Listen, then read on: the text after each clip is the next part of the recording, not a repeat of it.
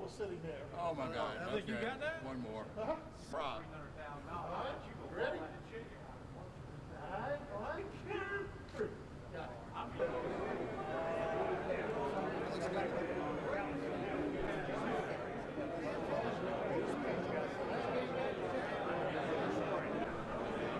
Come on, Lee, give me a smile.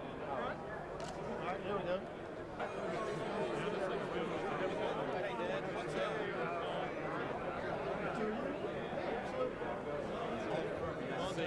Hello, Walter. Jack, how are you? I'm good. That's my son, John. I'm very. They gave him a crack in the door and he jumped on it.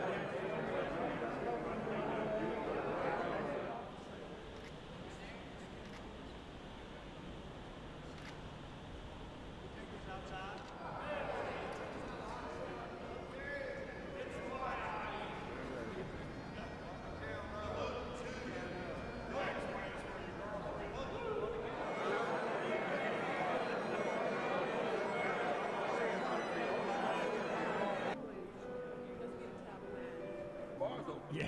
Anybody wants to in here? When they mix those pipe bands with good brass That's why I want to band, pull my dirt down. that doesn't get the blood flowing.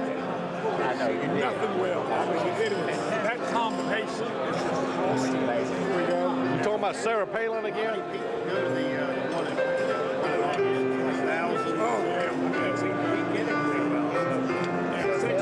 I don't know how many places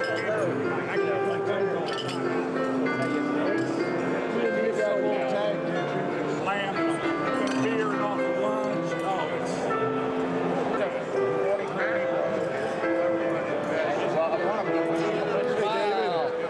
it's Bob Harmon, St. Andrew Society, Savannah, Georgia, October 8th, 1978.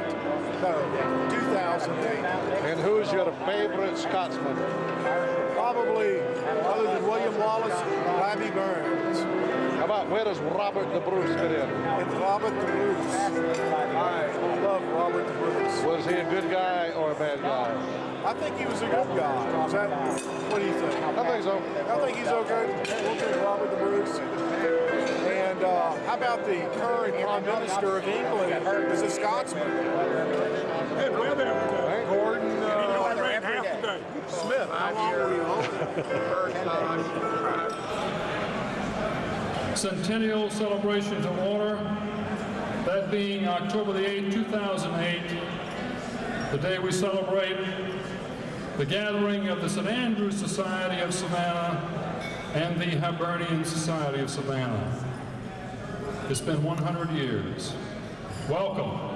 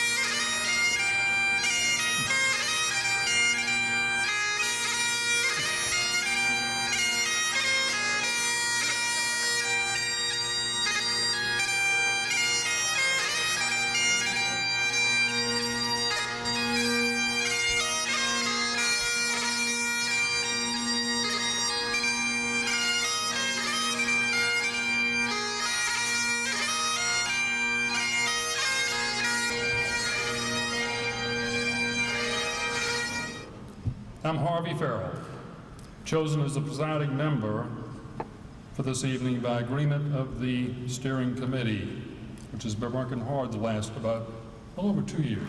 The president of the Hibernain Society, Frank Hester,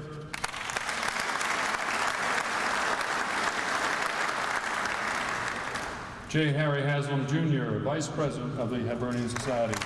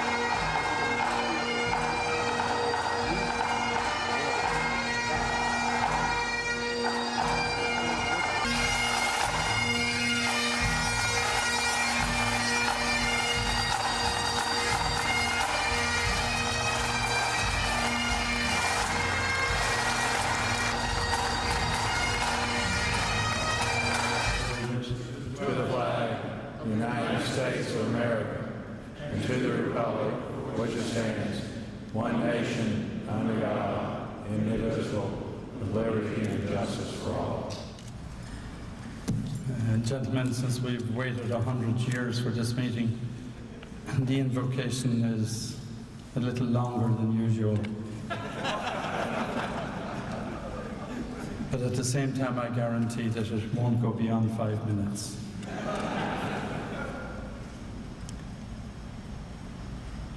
Gracious and Heavenly Father, in your providence, the members of the Hibernain Society and the members of the St. Andrew Society come together this evening to commemorate a similar meeting held 100 years ago.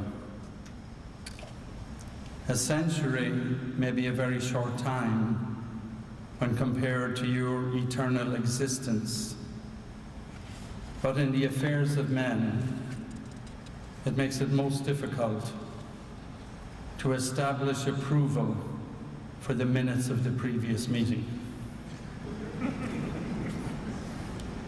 There are many good reasons for the sons of Hibernia and the sons of Caledonia to break bread together, not least being their pride in their mutual Celtic heritage. Father and creator of all that exists,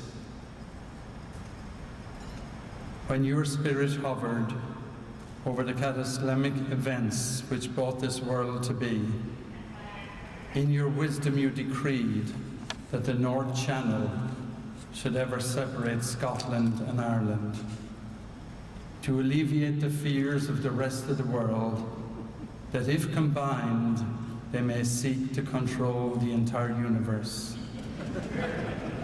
Something which they believe in their hearts while carefully concealing it from the rest of the mankind.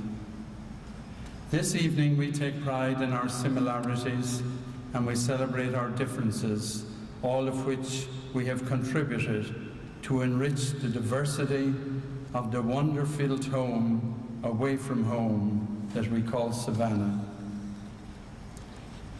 History records that the 32 miles of swirling water that we poetically call Srúnamália, the Straits of Moyle, were never sufficient to prevent two peoples sharing a common heritage, bolstered by an ancient language, encouraged by the plaintive wail of the bagpipes, internally inflamed and comforted by the Ishkabaha, the water of life, the product of many a distillery, samples of which grace our tables this evening, to be savoured in moderation for the preservation of rationality and cheerful fellowship. Abstracting from the unromantic explanations of logical science, we recall the exploits of Finn McCool, who constructed the Giant's Causeway to hasten his way to the Hebrides to visit the love of his life on the island of Steffa. And while we believe that St. Patrick banished all the snakes from Ireland, there is evidence that St. Andrew left a big one in a place called Loch Ness. Lord of all happiness, let mirth abound and joy be unconfined.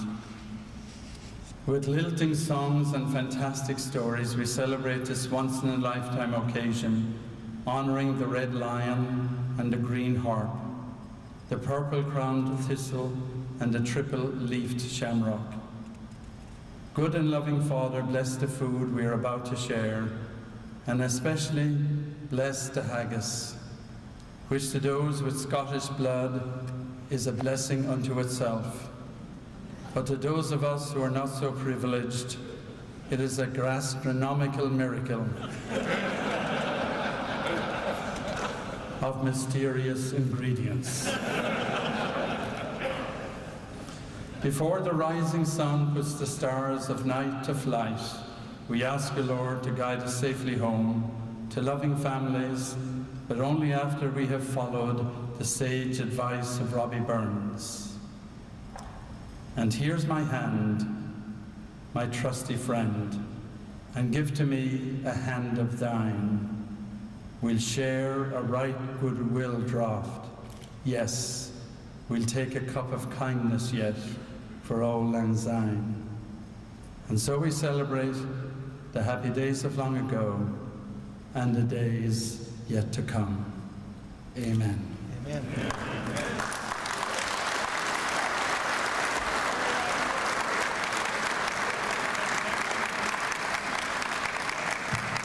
Gentlemen, please be seated. Savannah Morning News, December the 18th, 1908, reported, quote, Irish wit flowed freely while the Scotsmen listened and enjoyed. The meeting was one of those occasions when the men of both organizations threw off restraint and put their hearts into the enjoyment. Toasts were drunk in honor of both societies. The Savannah Morning News, December 18, 1903, reported the health of the presidents of the two societies was drunk too, then the health of the societies. If you ever go across the sea to Ireland, maybe at the close over Clauda, and see the sun go down on Galway Bay, breezes blowing o'er the seas from Ireland, or perfume of heather as they blow, do not know. For the strangers came and tried to teach us their way, and all the flowers are dying.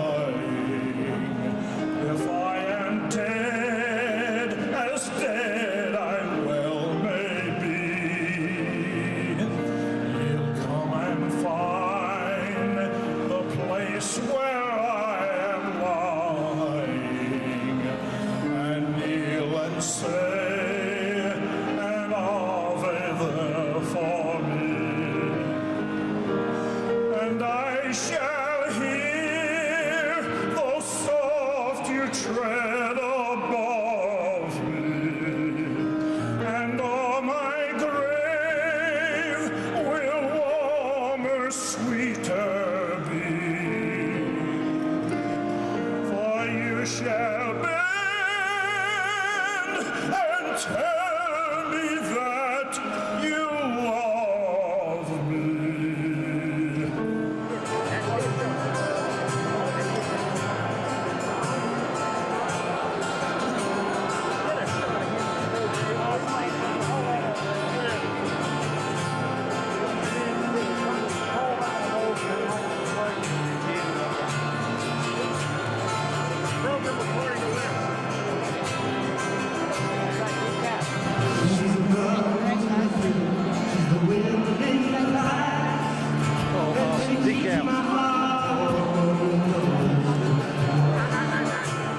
the needle in the compass, the brightest of lights. Then she stands by the ocean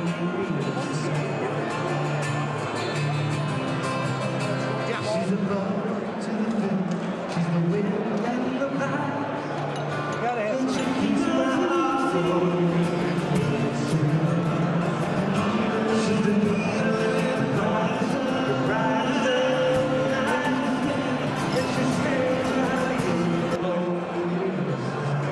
of Scotland forever.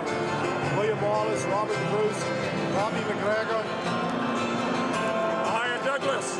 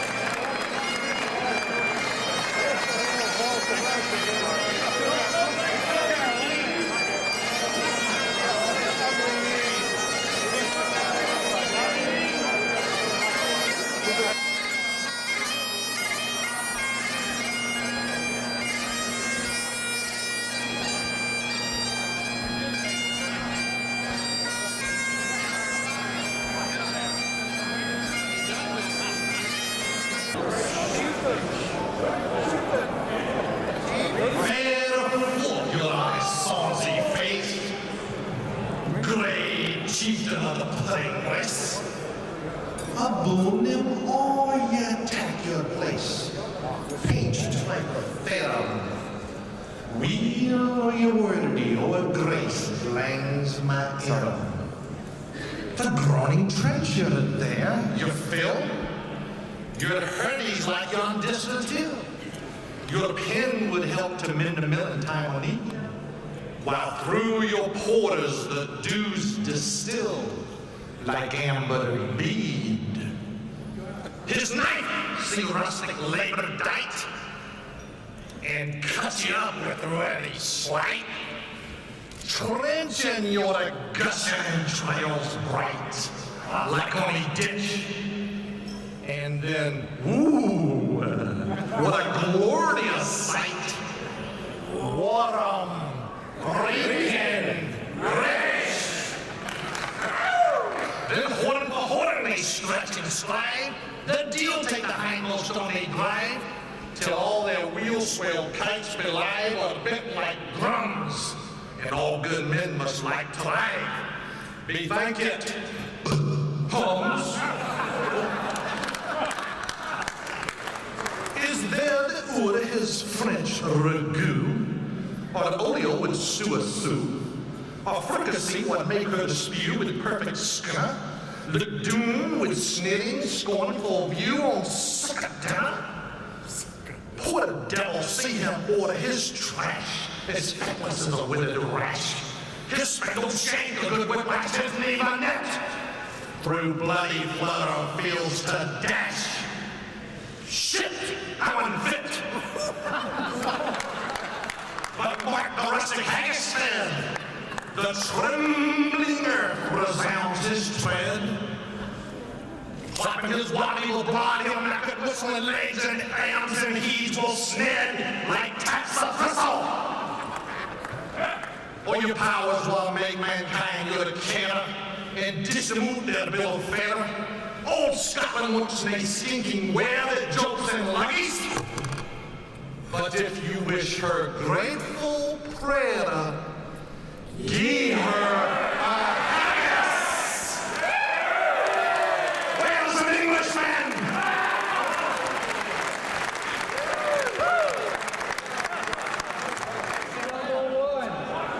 On to luck.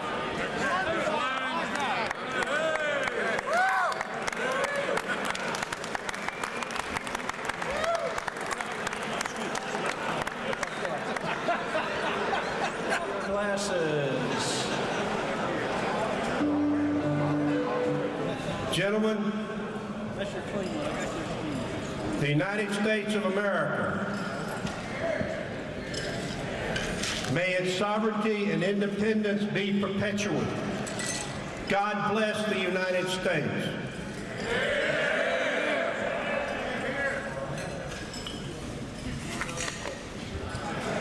Gentlemen,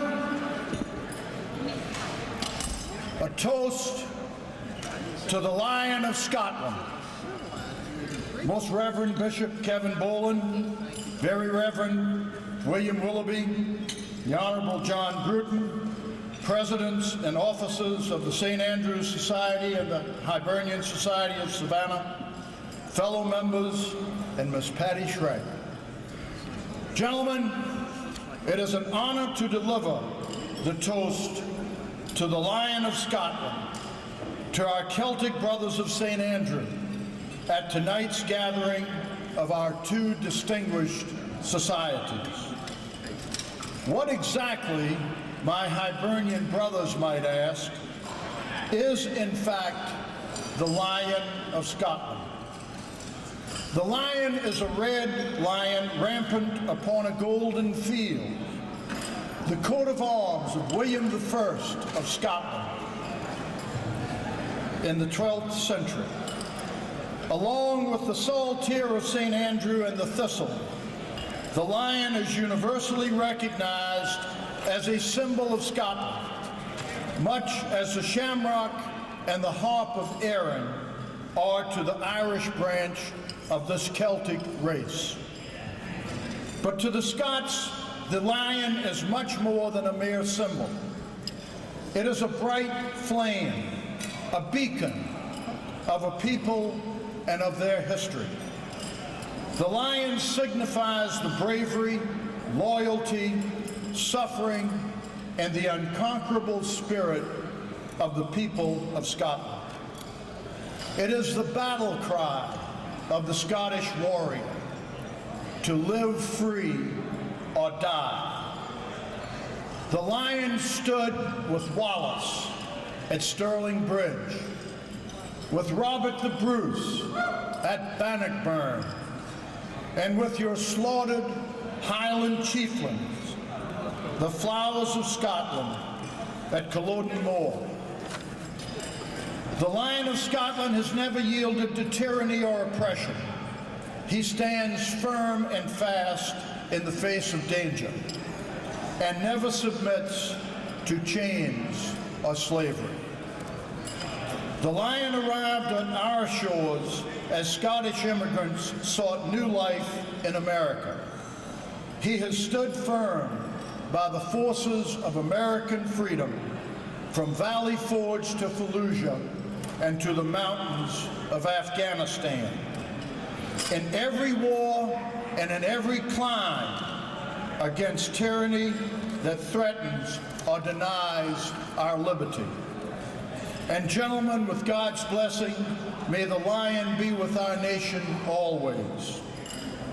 And so, in tribute to our brothers of the St. Andrew's Society of Savannah, whose society's crest since 1737 is emblazoned with the blood-red Lion of Scotland, we offer this toast.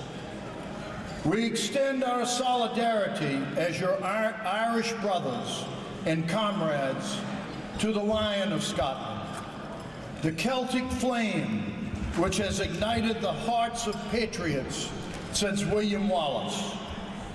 That flame is the Lion of Scotland, and it glows eternally in the hearts of the Scottish people and in the hearts of all mankind who cherish liberty. Gentlemen, the Lion of Scotland is the flame of freedom. Stand and recognize your heritage. To freedom! To freedom! Freedom! To the Lion of Scotland! God bless us all! God bless America! Hey!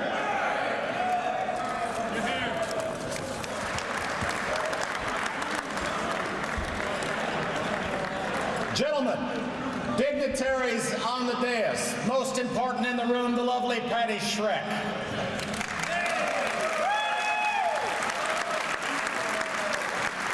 Ambassador Bishopole and all the other officers of these fine, august organizations. Honors to Erin, a land I was privileged to walk this summer in the company of Coonahans and Fahays and DeHarney. And the only problem we had along the way was we encountered an Irishman at the airport who lost his luggage. The cork fell out.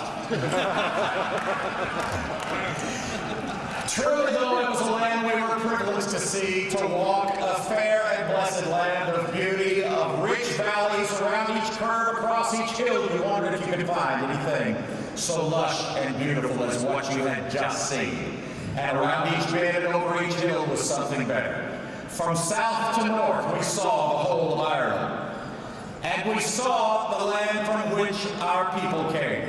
The Irish, here and there, leaders in arts and business and industry, government, and in America, at least 16 presidents of Irish blood, some of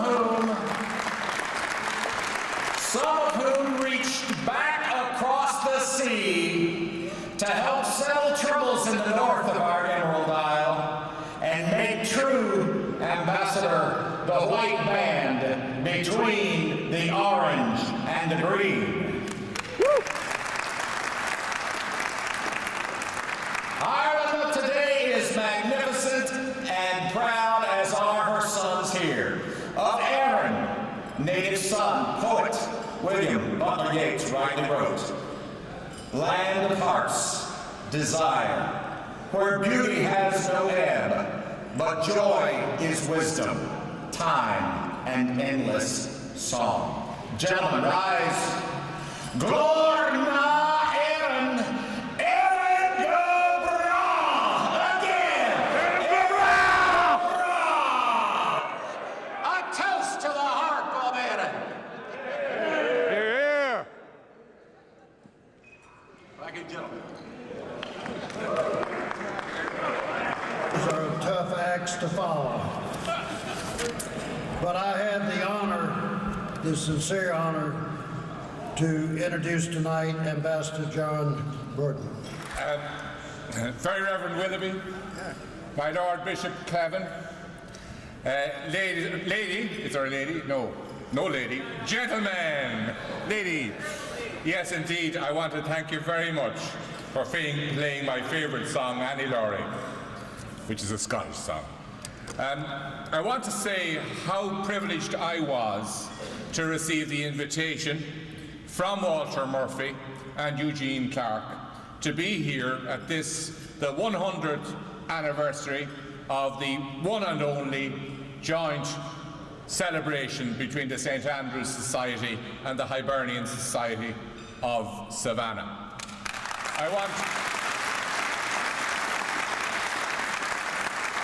I want to say, as an Irishman, how much I admire the spirit that inspired the Hibernain Society when it was formed by people of the Protestant religion in order to give assistance to their Irish colleagues of the Catholic religion who were arriving in desperate poverty in Savannah.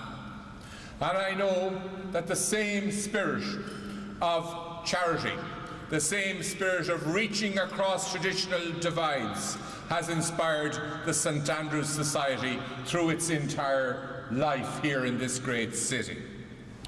I want, if I may also, as I'm in the state of Georgia, to congratulate this state on the tremendous strides it's making in the area of education, in the area of opportunity to get given to people whose parents never had an opportunity to go to college, in the area of ensuring that as many people as possible complete education at second level, at high school, and if possible go on to college.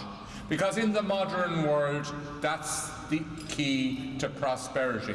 And if people don't have that opportunity, they're losing the possibility of prospering in the world of the 21st century. And I want to compliment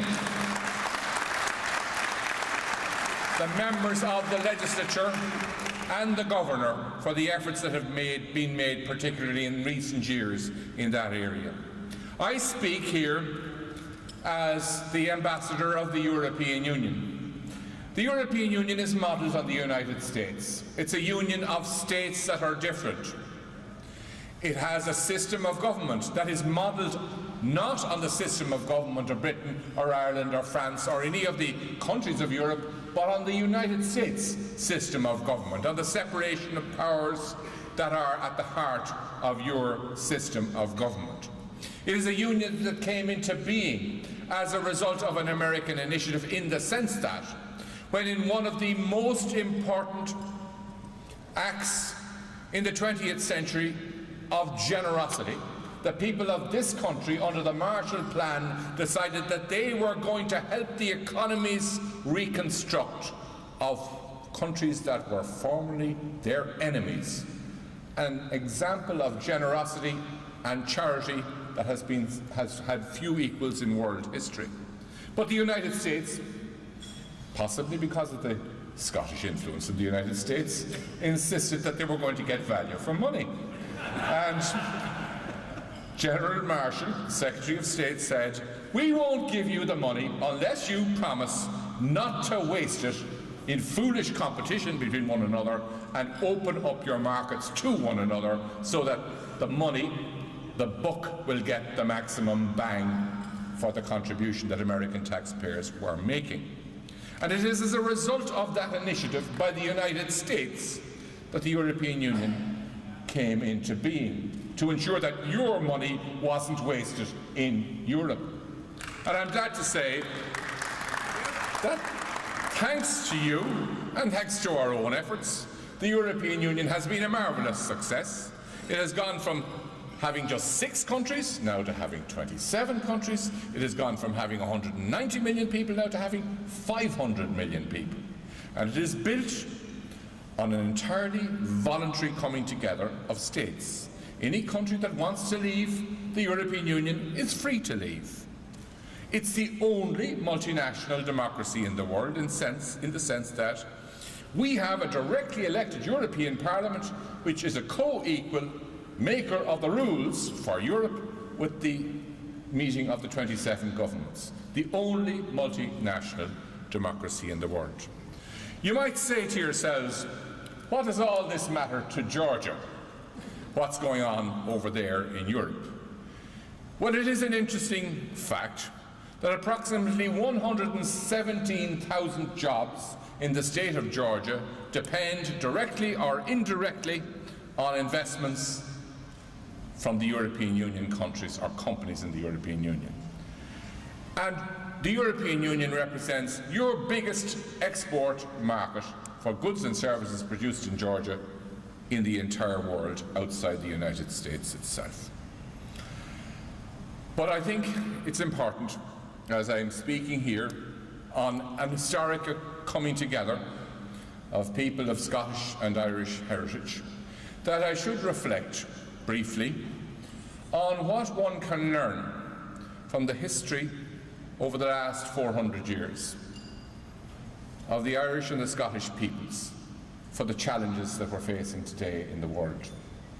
The 2 big challenges we face in the world today are undoubtedly the risk of a financial meltdown and the risk of the eruption of conflict in the Middle East between people of different religions and cultures that could engulf us all.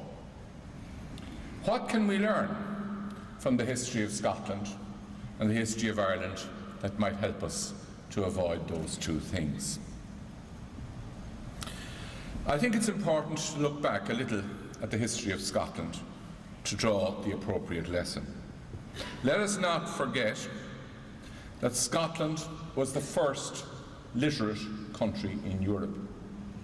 John Knox, in founding the Presbyterian Church, recognized that it was vital that people be able to read if they were to read the Bible. So he took an initiative in the 16th century to establish universal education in Scotland. And he helped to create the great universities of Scotland, Edinburgh, St Andrews, Glasgow. And out of that came, a century later, and these things very often take about a century to yield their full fruits, what is now known by historians as the Great Scottish Enlightenment, when this accumulation of education led to a tremendous outpouring of intellectual effort concentrated in Glasgow and in Edinburgh. And I would say that probably the most influential Scotsman of all time, saving all of your presences, of course, was Adam Smith. Adam Smith, a Scot from Glasgow, who commuted, I believe, to Edinburgh, perhaps reluctantly, because there was more money in Edinburgh at the time, I don't know. But he was, as we all know, the man who wrote The Wealth of Nations, which is quoted by many in support of the idea that an unfettered free market is the best way to arrange the economic affairs of men and women. Amen. But it is frequently forgotten that Adam Smith wrote 2 books. He wrote a book entitled The Increasing of the Wealth of Nations, but he also wrote a book entitled The Theory of Moral Sentiments. And it's important to remember that Adam Smith had trained to become a clergyman in the Church of Scotland. So he was concerned with moral as well as material issues. And in that book, I think, and the 2 books ought to be read together, he made it clear that the success of free markets depends on a shared sense of morality, because markets depend on trust, and you cannot trust people who don't share your fundamental values. And if we're looking for an explanation for the problems we face today, and if we're looking for a solution to the problems we face today, we must look at that essential combination of morality with markets. You cannot have markets without morality, and you cannot have success financially, no matter how moral you are, without markets. And I think if we try to analyse what is happening in the world today, it is that there has been a breakdown in credit, in both senses of the meaning of the term credit. Credit just doesn't mean borrowing money. Credit means literally belief. And the problem in the world today is that bankers no longer believe in other bankers. Members of the population may believe in bankers still, but bankers don't believe in one another. And the challenge that the leaders of the financial world face as they meet in Washington next week in the annual meetings of the International Monetary Fund is to ensure that due weight is given to both of the insights and both of the books of Adam Smith, that we preserve the free market, but we infuse it with the concept of a shared morality, which is essential for the trust without which the market cannot function. So I think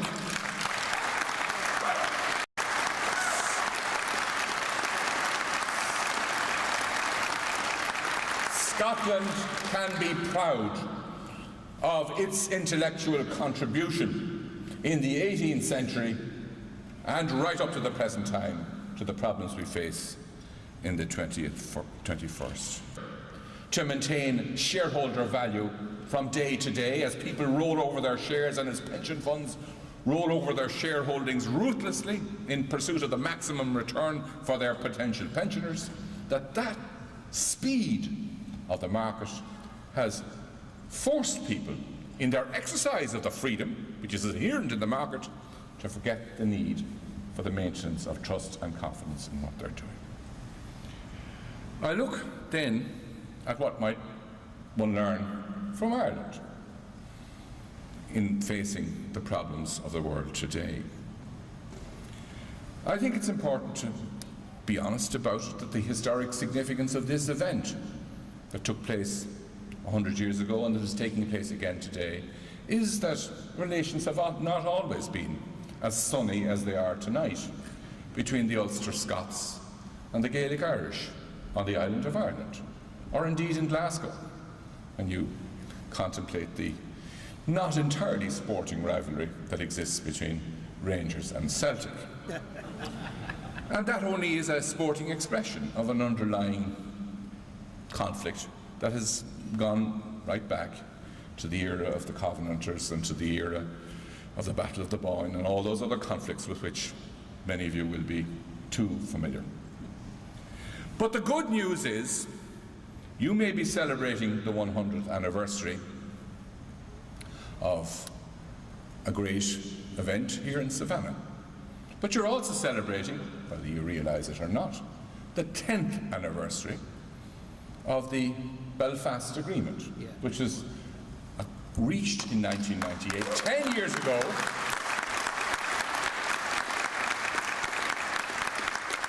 with the aid of the United States, with the support of the Irish government, with the support of Her Majesty's government, but ultimately between the Ulster Scots and the Gaelic Irish within the 6 counties of Northern Ireland.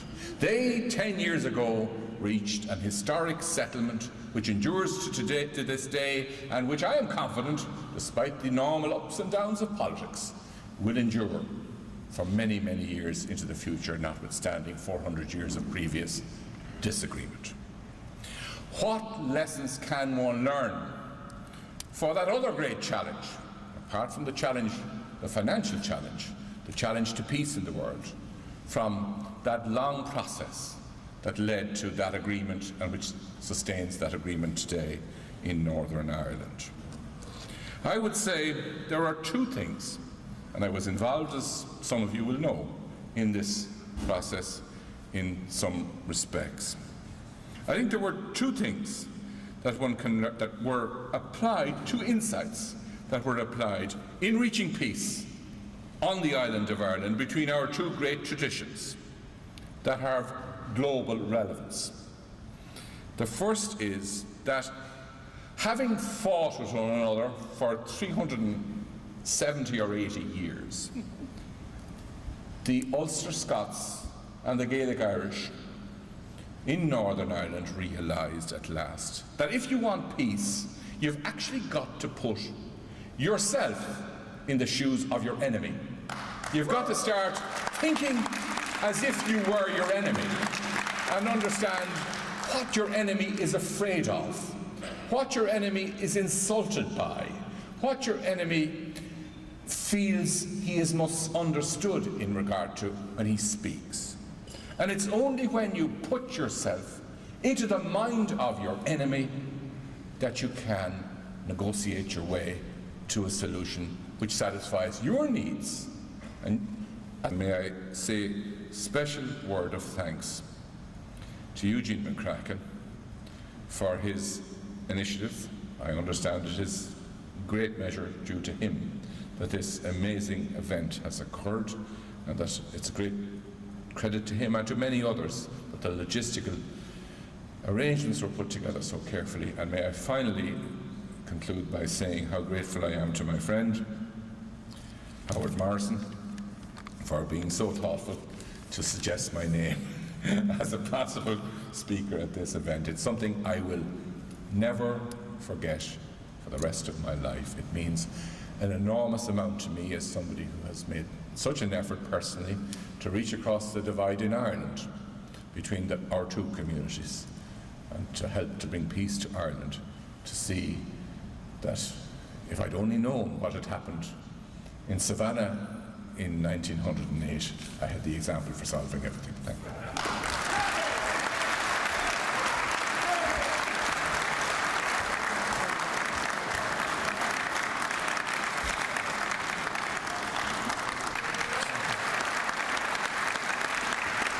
We'd like to present you with a small memento.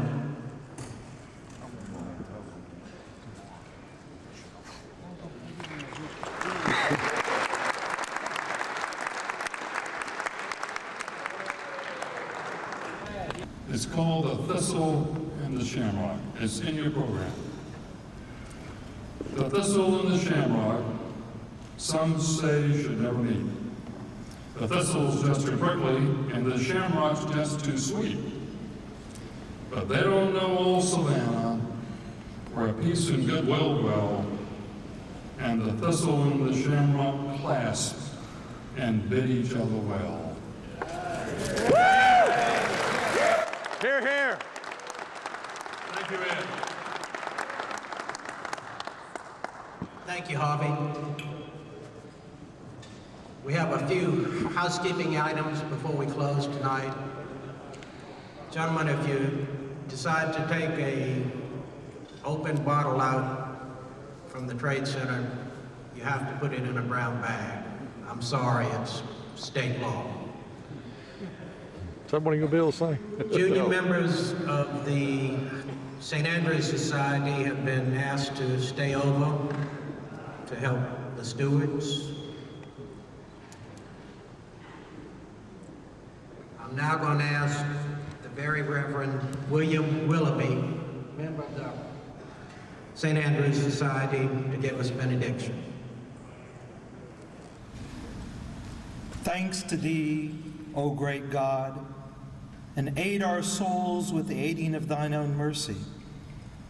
Even as we clothe our bodies with garments, cover thou our souls with the shadow of thy wing.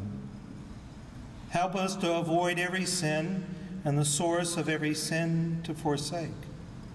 And as the mist scatters before the new day, may each ill haze clear from our soul, O God of our making. Most gracious God, the Father of waifs, the Father of the naked, keep us mindful and draw us to the shelter house of the Savior of the poor, all of which we ask in your holy name. And may we do your will, God, sharing in the death of Christ, and rise in the light of heaven. And may we rest safely this night and sleep in perfect peace and rise with the morning light. And may the Father watch over our beds.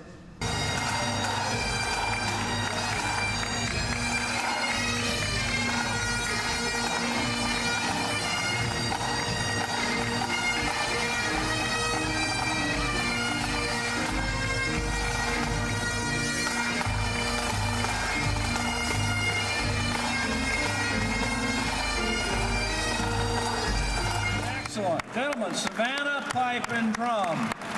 We have one more bit of music, maybe two to do before we leave, gentlemen. If you'll hold on, please. Please join with us in singing God Bless America.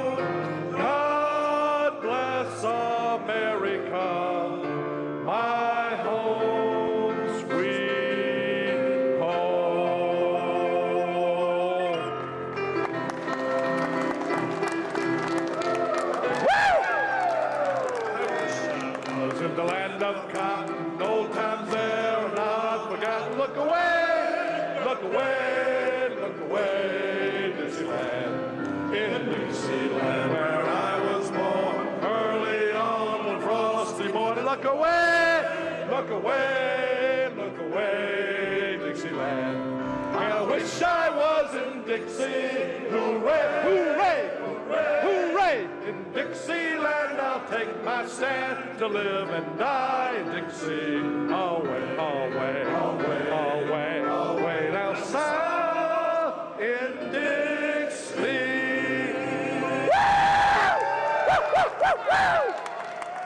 Yeah! And never brought to